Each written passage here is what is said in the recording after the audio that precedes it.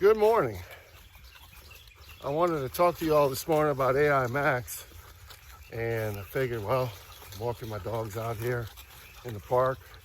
Why not do it now instead of sitting behind a desk? I'm sure you get tired of seeing those anyways. So my name is Brian Kreisel. I'm the owner of Media First Solutions out of Lafayette, Louisiana, and we provide white label services to various advertising agencies across the United States. And in the last couple of months, we've been testing out AI Max Google search campaigns. I'm not going to get into the specifics of what they are. There's plenty of information out there for you to go check out. I mainly want to talk about what I've seen so far. So we specifically selected about a half a dozen accounts that have a very respectable budget where we could basically allocate a certain portion of their current daily budget towards AI Max. And the results have been great. We saw immediately an extremely high conversion rate within the first week, and it stayed above average.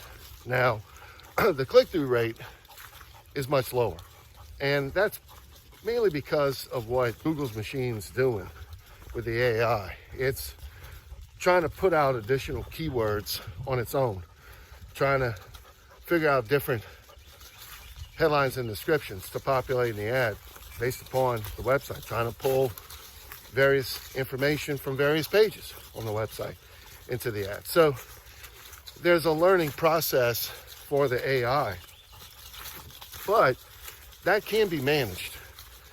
We, of course, always go in and look at our keywords that we initially entered, and we also look at the search terms, and that's where you're going to see some of them driven by AI Max. And if it's something that's way out of the box, you do not want that to be included at all, you can mark it off as a negative term. So that's one way of managing it.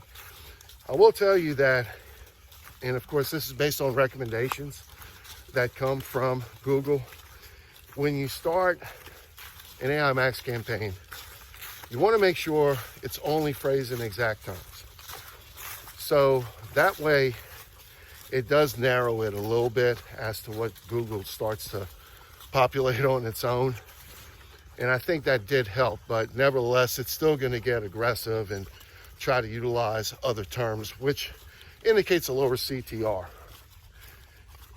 I will tell you that trying a brand new campaign out with AI Max is not a good idea. What we found to work best is just go ahead, take an existing campaign that's been very successful, something that your agency would have been managing for several months or years at a time, so you have a lot of really good data, not only by keywords, but audiences as well. And then let AI Max use the information.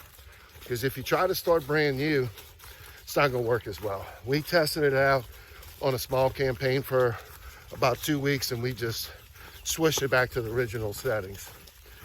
If any of you out there would like to talk more about AI Max with me, feel free to click the link down below in the description box, schedule a consultation call. I'll be more than happy to get with any of you agency owners or managers that could use some advice.